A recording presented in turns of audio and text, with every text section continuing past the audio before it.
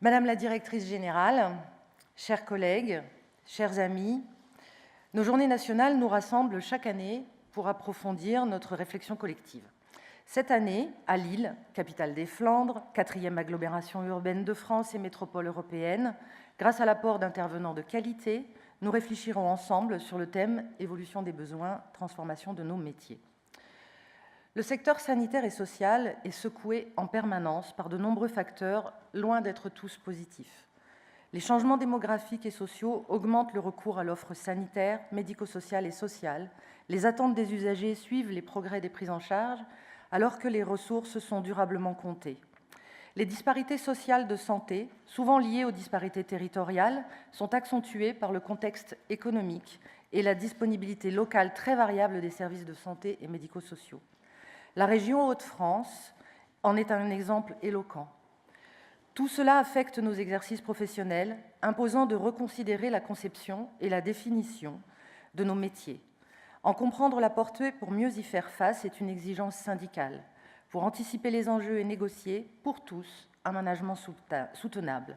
Le 5A-CFDT insiste depuis longtemps sur cette nécessité. Mais aujourd'hui, Madame la directrice générale, l'État ne prête pas l'attention nécessaire à la situation réelle des établissements et à leurs directeurs, leurs cadres, leurs médecins et leurs pharmaciens. Ceux-ci s'épuisent peu à peu du fait des contradictions des arbitrages publics et de la fuite en avant qu'on leur demande non seulement de mener, mais d'assumer en silence. Ils réclament de pouvoir exercer leurs responsabilités avec conscience et dignité. Il n'est pas juste de fermer les yeux sur cette réalité. Car les cadres de direction, médecins, pharmaciens, attachés et ingénieurs ne craignent pas les réformes, ils en ont l'habitude. Dans le tourbillon de celles de ces dernières années, ils ont démontré leur capacité à les appliquer malgré les difficultés et les contradictions. Mais notre exigence professionnelle et syndicale reste que ces réformes soient juridiquement fondées, concrètement applicables, équitables sur l'ensemble du territoire et qu'elles conduisent bien à l'amélioration de notre système de santé et médico-social. Il n'est pas acceptable de fermer les yeux plus longtemps sur cette exigence. Les cadres de direction, médecins, pharmaciens, attachés et ingénieurs s'inquiètent du décalage grandissant entre les annonces officielles et les réalités qu'ils vivent et de l'écart entre ce qui leur est demandé et ce qui est possible. Ils n'en peuvent plus de devoir minimiser les effets négatifs et parfois néfastes des politiques publiques ou de les reporter sur l'avenir. Ils réclament le droit à un management éthique. Il n'est pas raisonnable de fermer les yeux plus longtemps sur cette urgence.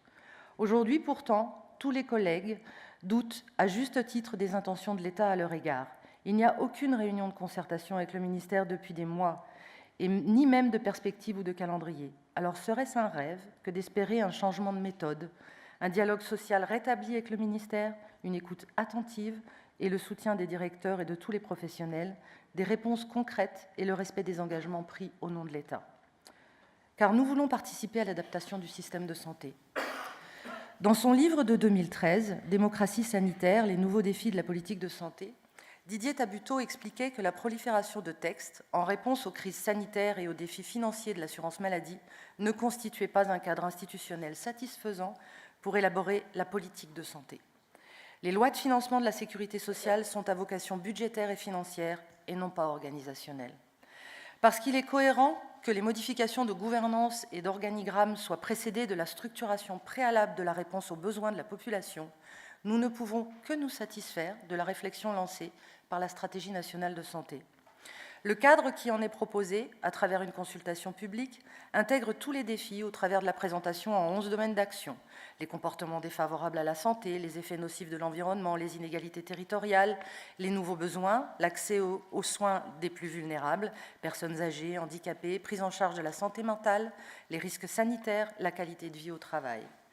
C'est une démarche qui totalise effectivement les aspirations qu'une nation peut se fixer pour la protection de la santé et l'épanouissement de ses citoyens. La méthode empreinte de démocratie participative par la consultation publique ouverte à tous peut autant être un geste de bons élèves qu'un réel acte performatif de partage de cette stratégie. Alors pouvons-nous faire le rêve que cette stratégie n'occulte pas la question de l'allocation des ressources et des critères des choix et des arbitrages, car elle ne saurait en être distincte. La question doit se poser à chaque ligne pour interdire l'irruption des chimères, des injonctions paradoxales, des consignes contradictoires, des impasses budgétaires et ne pas placer les responsables des établissements et des services entre le marteau et l'enclume. Au premier rang de ce devoir de réalité, il y a la préoccupation majeure de la démographie médicale et de celle de certaines professions de santé. Les discours sur les enjeux de la démographie des professionnels de santé ont surtout concerné la dimension nationale, mais ont été suivis de peu d'effets, faute, disons-le, d'oser toucher au principe de la médecine libérale telle qu'elle est pratiquée en France. Et les promesses de mesures utilisent toujours les mêmes ressorts. Même s'il s'y réfère volontiers et semble en avoir pris la mesure, l'État ne traite pas assez l'impact du manque de médecins dans les établissements et sur les territoires, car cela obligerait à changer de méthode.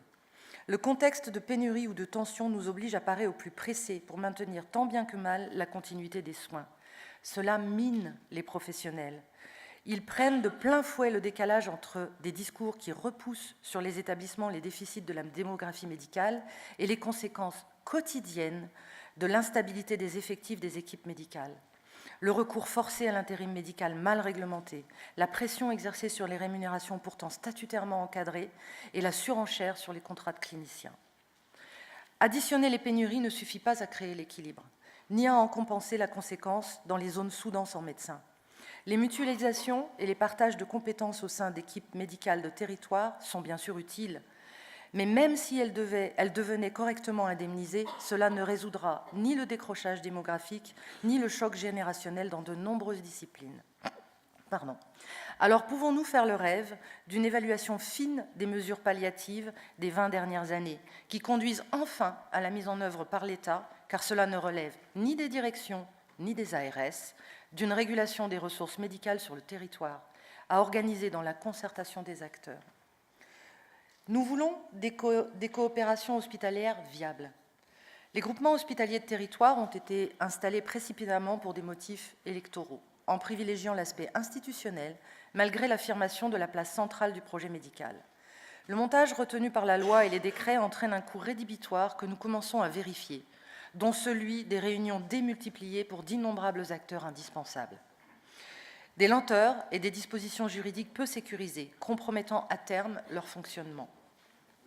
Les objectifs assignés aux établissements regroupés doivent prioritairement être la bonne articulation des prises en charge sanitaires entre l'amont et l'aval, les interfaces entre le sanitaire, ambulatoire et hospitalier, le médico-social et le social. Le tout GHT que l'on nous a imposé est une hérésie sanitaire, car le parcours patient nécessite au contraire que les coopérations impliquent bien d'autres catégories d'acteurs, le secteur privé et l'ambulatoire, pour la cancérologie, les personnes âgées, les malades chroniques. Il ne suffit pas d'accoler l'adjectif territorial pour donner du sens à l'organisation. Si l'objectif est l'intégration, il faudra que l'État le dise clairement pour organiser les recompositions en structures publiques à taille humaine, couvrant la totalité des prises en charge. Si l'objectif reste une coopération renforcée, elle doit rester souple et respecter l'autonomie des établissements. L'entre-deux actuel cumule les inconvénients, non les avantages des deux logiques. Alors pouvons-nous faire le rêve que les pouvoirs publics cessent le double discours? Le rêve d'un partage stabilisé des missions et des responsabilités pour gérer les évolutions d'organisation et les répartitions territoriales autrement que par la loi du plus fort. Nous voulons des relations équilibrées entre la ville, l'hôpital, le médico-social et le social. L'hôpital a un rôle important, mais c'est le médecin de proximité, libéral ou salarié, qui est en première ligne. L'appel à l'hôpital est un recours, après le médecin traitant ou référent, même pour les soins de proximité. La qualité du maillage territorial en établissement de santé, y compris et parfois d'abord ceux de taille modeste, peut être un atout en favorisant la coopération avec les médecins et professionnels de ville. L'accès aux soins et leur continuité pour des populations spécifiques et fragiles exige la délimitation des interfaces utiles avec le médico-social, tant au sein des établissements de santé qu'au sein des structures médico-sociales, dans lesquelles la médicalisation doit être suffisante pour un premier niveau de réponse. Les bonnes pratiques, les protocoles, les livrets thérapeutiques, les consultations avancées évitant le déplacement des usagers, l'accès aux astreintes médicales et la mutualisation des compétences. Si la création des ARS a atténué la césure entre le sanitaire et le médico-social, elle n'a pas clarifié la répartition des rôles et des responsabilités entre les financeurs du médico-social. Les établissements en subissent les contradictions, mais la création des ARS a aussi accentué la dichotomie avec le secteur social, pour le secteur de l'exclusion comme pour la protection de l'enfance. L'approfondissement des liens est pourtant un objectif à fort intérêt sanitaire et social, mais aussi économique. qu'il s'agisse des soins somatiques ou de santé mentale. Il concerne des populations fragiles et des établissements qui le sont également. La définition de la stratégie nationale de santé peut être l'occasion d'un progrès. Alors pouvons-nous faire le rêve d'articulations plus soutenues, que ce soit entre la ville et l'hôpital, comme entre l'hôpital et l'EHPAD ou le foyer, traduites et évaluées dans des projets médicaux partagés? Celui d'acteurs de santé intéressés à agir, qui assureraient les coordinations nécessaires à la continuité des prises en charge au sein de filières organisées et n'oubliant personne, qu'il s'agisse des usagers ou des professionnels. Nous voulons un financement cohérent et une allocation des ressources plus juste. L'examen du PLFSS se poursuit, confirmant que l'État imposera encore des efforts supplémentaires, souvent irréalistes, dans les restructurations et dans l'allocation des ressources, rendant plus incertain le management. Les perspectives de fin d'année 2017 et de 2018 inquiètent les directeurs et les personnels qui réclament des choix soutenables. Nous mesurons tous les jours l'écart entre l'annonce d'un nouveau modèle financier, dont l'élaboration est incertaine et prendra nécessairement du temps, et la poursuite et même l'amplification de la politique du rabot sans visée systémique, sans évaluation des conséquences, sans mesure d'impact durable sur l'offre. Le financement des projets innovants, très à la mode, ressemble fort à une façon de ne pas affecter définitivement les ressources. Les équipes et les directions s'engagent sur de plus en plus d'appels à projets en produisant d'importants dossiers pour des réponses incertaines et surtout non pérennes. Les appels à projets sont aussi utilisés dans le cadre d'évolutions indispensables, comme la télémédecine, mais pour lesquelles les nombreux discours valorisants mais incantatoires ne sont pas suivis de perspectives claires et pérennes de financement. Cette politique conduit nationalement à financer les projets nouveaux à partir de coupes dans les ressources antérieures. Elle entraîne les établissements dans une recherche très incertaine de recettes, où les acteurs finissent par se refacturer aléatoirement des charges, sans règle établie clairement. Après les SMUR secondaires, les B hors nomenclature, c'est le cas de la prime d'exercice territorial des médecins, et cela se vérifiera au sein des GHT. Cela génère, outre des impayés et des contentieux en puissance, des conséquences très contre-productives pour un système qui vise à la coopération des acteurs publics. La réalisation de la seule activité pertinente est un enjeu essentiel, tant pour la qualité des prises en charge que pour la soutenabilité budgétaire et financière. Mais cela passe par une politique d'allocation des ressources qui n'incite plus à la fuite en avant et qui assure le financement stabilisé de ce qui relève de la planification du service public. Alors pouvons-nous faire le rêve que le financement de l'hôpital ne soit plus utilisé comme un outil de planification, mais bien pour l'exercice équilibré des activités, c'est-à-dire un financement par dotation selon les coûts constatés ou de référence pour la continuité et la permanence des soins, contractualisés avec l'ARS, avec une tarification stabilisée et corrigée selon l'activité pour les autres missions, sans oublier la garantie du financement des investissements validés. La consolidation du médico-social, personnes handicapées ou personnes âgées, passe par une politique globale que la loi doit garantir. Celle portant sur l'adaptation de la société au vieillissement ne l'a pas améliorée. Le report des impasses sur les établissements où les familles n'est ni acceptable dans le principe, ni supportable dans la durée. La présentation par les pouvoirs publics de la réforme de la tarification des EHPAD, affirmant que tous les secteurs globalement sortent gagnants d'une réforme qualifiée par eux de généreuse et vertueuse, n'a pas désamorcé les inquiétudes exprimées depuis l'été. Les directeurs et les personnels connaissent bien les situations concrètes, le plus souvent éloignées de la communication officielle, mais exposées crûment aux projecteurs de la communication médiatique. Les usagers et leurs familles soulignent le manque d'effectifs des établissements. Comment estimer que certains seraient surdotés? Au-delà de l'outil tarifaire, c'est le niveau de l'Ondam médico-social et les ressources assurées par les départements qui conditionneront la qualité de la prise en charge des personnes âgées en EHPAD, avec le risque d'avoir durablement oublié les engagements du plan Solidarité Grand Âge.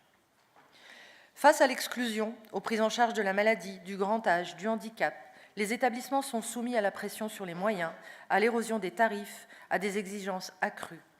La ministre a annoncé une politique de cohésion sociale concernant tous nos établissements et un cycle de concertation avec l'ensemble des parties prenantes, au premier rang duquel les collectivités locales, pour proposer, je cite, les réformes nécessaires de l'organisation des responsabilités, des missions et des financements. Pour autant, les directeurs sont souvent seuls à assumer auprès des usagers, des familles, des personnes et des élus les conséquences des politiques publiques nationales et locales. Alors pouvons-nous faire le rêve que l'accroissement des besoins sanitaires est lié à la perte d'autonomie soit financé et que l'on cesse d'admettre en creux la dégradation des accompagnements? Pouvons-nous faire le rêve aussi que les évolutions nécessaires des politiques publiques de l'enfance, du handicap et de l'exclusion soient bien menées, malgré la forte tension dans ces secteurs? Nous voulons renouer un dialogue social et obtenir une qualité de vie au travail. Tous, nous sommes confrontés à l'évolution rapide de nos métiers et de nos conditions d'exercice. Nous vivons les remises en cause provoquées par les recompositions. Nous sommes inquiets face aux contraintes. Nous doutons souvent du soutien de l'État. Nous refusons d'être des responsables dociles chargés d'exécuter les consignes plutôt que de défendre l'intérêt des établissements et la santé publique. Nous sommes méfiants, à juste titre, quand on nous assure d'une confiance que nous ne constatons pas. Nous sommes lassés des doubles discours et des contradictions. Nous sommes fatigués de gérer dans l'urgence l'empilement des dossiers. Les directeurs, médecins, pharmaciens, attachés, ingénieurs font et feront leur travail le mieux possible, même si c'est la mort dans l'âme, parce qu'il est devenu difficile d'y croire. Mais les intérêts de carrière ne suffisent pas à la motivation professionnelle si la perte de sens les prive de la fierté d'assumer efficacement leurs responsabilités. La nette dégradation de nos conditions d'exercice nous expose aux risques psychosociaux, au sentiment de devoir assumer un management devenu déviant. Cette insatisfaction et l'absence de préoccupation concrète des conditions de travail de tous les personnels.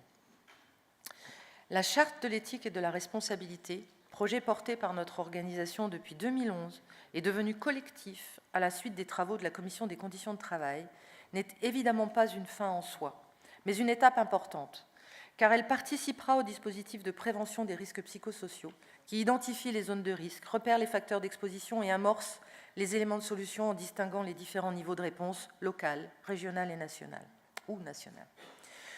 Nous ne voulons pas que cette charte soit un recueil de vaines considérations frappées d'angélisme, car nous pouvons collectivement en faire un outil de soutenabilité du management en défendant un exercice serein et maîtrisé de nos responsabilités. Alors, pouvons-nous faire le rêve d'un déploiement de la charte dans la réalité de nos exercices professionnels et celui de l'engagement confirmé des acteurs? Cela nécessitera aussi le renforcement des dispositifs de formation, une négociation pour définir un dispositif d'amélioration des conditions d'exercice aboutissant à un protocole d'accord, l'insertion d'une démarche concernant les directeurs dans le dispositif national de médiation pour la qualité de vie au travail, la définition d'un bilan social en complément du rapport d'activité annuel du CNG comportant des items négociés en commun. Aujourd'hui, il n'existe aucune observation sérieuse possible au niveau national de la santé des directeurs et des médecins, car ils ne disposent pas d'un service de santé au travail qui soit spécifique à leur mission, ni de procédures adaptées pour l'appréciation des événements graves liés à leur santé ou pour donner des avis sur l'imputabilité au service. Alors, pouvons-nous faire le rêve que cet engagement, pris en 2011 pour les directeurs, devienne effectif pour que tous bénéficient enfin de la prise en charge de leur santé au travail dans les meilleures conditions, notamment par la création d'un comité médical et d'une commission de réforme nationaux. Nous voulons un droit syndical garanti pour tous les collègues. Les médecins et les pharmaciens doivent disposer d'un droit syndical qui leur est reconnu par la Constitution. Personne ne comprend qu'il n'y ait pour les médecins des établissements publics ni lieu, ni moyens d'expression, ni élus syndicaux. Le Conseil supérieur des professions médicales, créé par la loi de modernisation de notre système de santé, n'est pas mis en place et seules les élections pour renouveler leurs instances nationales et disciplinaires sont annoncées pour la fin 2018. Et j'aurais une pensée toute particulière pour Max-André Dopia, qui vient de nous quitter et qui était un ardent défenseur de cette vision syndicale différente pour les médecins et de la défense des intérêts particuliers des médecins dans les organisations hospitalières. Les possibilités pour les pharmaciens d'exercer en PUI ont été restreintes aux titulaires de DES, excluant certains pharmaciens malgré leur expérience, et personne ne comprend que la totalité du dispositif réglementaire ne soit toujours pas en place. Aurons-nous encore besoin d'intervenir pour obtenir des mesures correctrices temporaires pour garantir le fonctionnement de nos PUI aux prochaines vacances? Alors que les pharmaciens salariés d'officine vivent des difficultés importantes, qu'une officine ferme tous les 2 jours, que la situation de l'emploi dans ce secteur d'activité est préoccupante, que les rémunérations sont à la traîne, l'application du DPC poussive et l'exercice du droit syndical très aléatoire aussi, Les interrogations ne sont pas moins nombreuses pour les directeurs du secteur privé, qui sont confrontés à la contradiction entre leur situation de salariés et leur rôle simultané de représentants de l'employeur. Soumis à toutes les pressions que le contexte général provoque, ils n'ont même pas la satisfaction de bénéficier d'un droit syndical effectif et d'une représentation spécifique que leur situation atypique justifie pourtant. Alors pouvons-nous faire le rêve que les outils du dialogue social, à commencer par le respect de ce droit constitutionnel qu'est le droit syndical et l'organisation de son exercice, deviennent l'affaire de tous, dans le statut et les conventions collectives, ainsi que dans les établissements? Et nous voulons un statut modernisé et équitable. La reconnaissance des fonctions de direction n'a pas été améliorée par le séminaire de promenade tenu en début d'année et qui est déjà oublié de tous. Nous connaissons la situation inédite et paradoxale d'absence simultanée de politique lisible et de toute discussion programmée avec le ministère sur les statuts et la gestion nationale.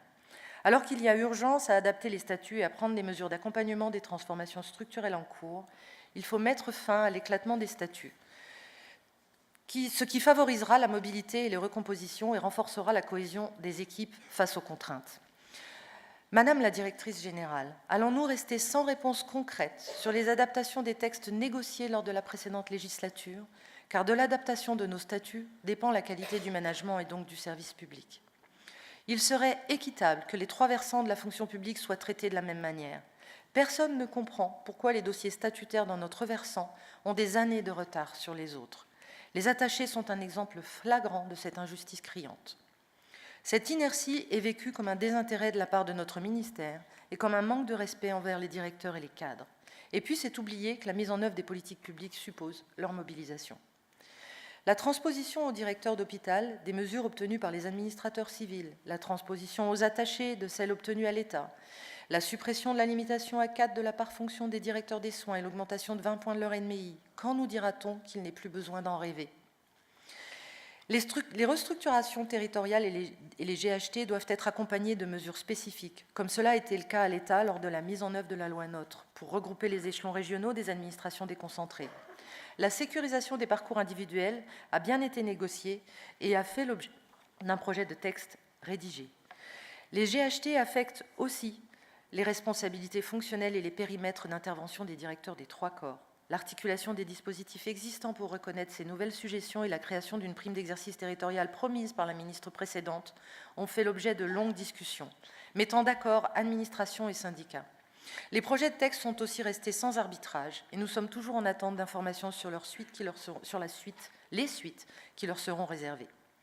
Il devient de même nécessaire de reprendre les discussions sur les emplois fonctionnels des directeurs d'hôpital, dont les contours vont être modifiés de fait par les regroupements à l'œuvre et incluant les emplois de directeurs généraux de CHR et universitaires, dont l'exclusion du statut et le maintien dans la dérogation du contrat de droit public ne sont pas probants pour les intéressés.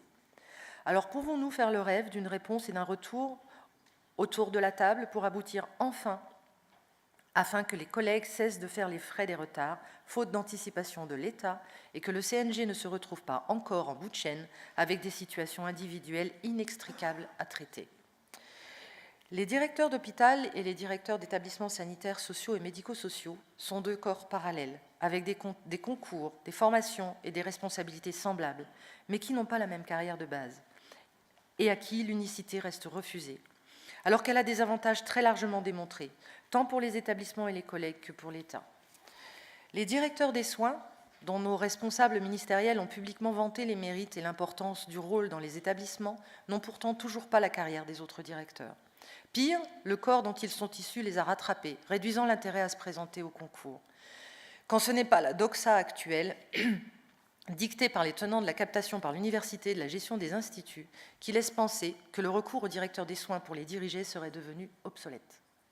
Alors pouvons-nous faire le rêve que les arguments de raison soient enfin entendus et partagés, que tous les directeurs soient reconnus de manière équitable dans toutes leurs fonctions, dans tous les territoires et tous les établissements sanitaires, médico-sociaux et sociaux, grâce au statut unique des DH et des D3S et à un alignement sur les grilles des autres directeurs adjoints pour les directeurs des soins. Aujourd'hui, les mêmes responsabilités assurées par les directeurs ne sont pas rémunérées selon les mêmes barèmes dans le régime indemnitaire pourtant de construction commune. Les plafonds, souvent atteints, accusent des écarts incompréhensibles et la part fonction des directeurs des soins reste bloquée. Les attachés disposent d'un régime indemnitaire éclaté, en très net décalage avec les attachés des deux autres versants. Alors pouvons-nous faire le rêve que le ministère nous invite à négocier, selon le nouveau cadre indemnitaire de l'État, seul moyen de remettre de l'équité dans cette part importante de notre rémunération et qui permet d'y inclure les attachés et les ingénieurs dans une cohérence d'ensemble. Nous voulons des opérateurs de l'État qui restent performants à notre service. Tous les directeurs et les attachés sont formés par le HESP, mais l'avenir de notre école est compromis par l'État, qui réduit encore la subvention du ministère des Solidarités et de la Santé, aggravant le déficit, diminuant le fonds de roulement et donc la capacité d'investissement. Ces coupes répétées vont affecter la qualité et notamment celle des formations des filières de la fonction publique de l'État et hospitalière, alors que nous avons aussi grand besoin de formation d'accompagnement aux transformations en cours. Tous les praticiens hospitaliers et les directeurs sont gérés par le CNG, mais son fonctionnement est compromis, car la contrainte budgétaire y sévit aussi fortement et des postes y sont supprimés.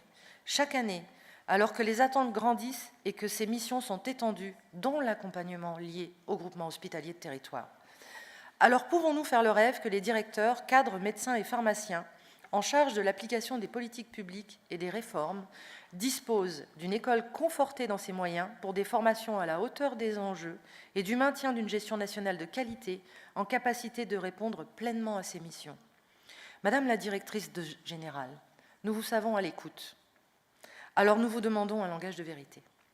Il ne suffirait pas de dire à nos collègues qu'ils seraient entendus, soutenus, respectés, car ils sont bien obligés de constater que ce n'est pas fréquemment le cas. Madame la directrice générale, ne sous-estimez pas le désarroi de tous les collègues que nous représentons. Ce désarroi se transforme en dépit. Il est de ma responsabilité de vous prévenir qu'il se transforme aussi en colère, lorsque les affirmations officielles ne se vérifient pas dans les faits et que tous se sentent trahis, à la fois dans ce qui leur est demandé, c'est-à-dire de plus en plus, et dans ce qui leur reste refusé, c'est-à-dire la juste reconnaissance de leur action et le soutien de l'État. Je vous remercie.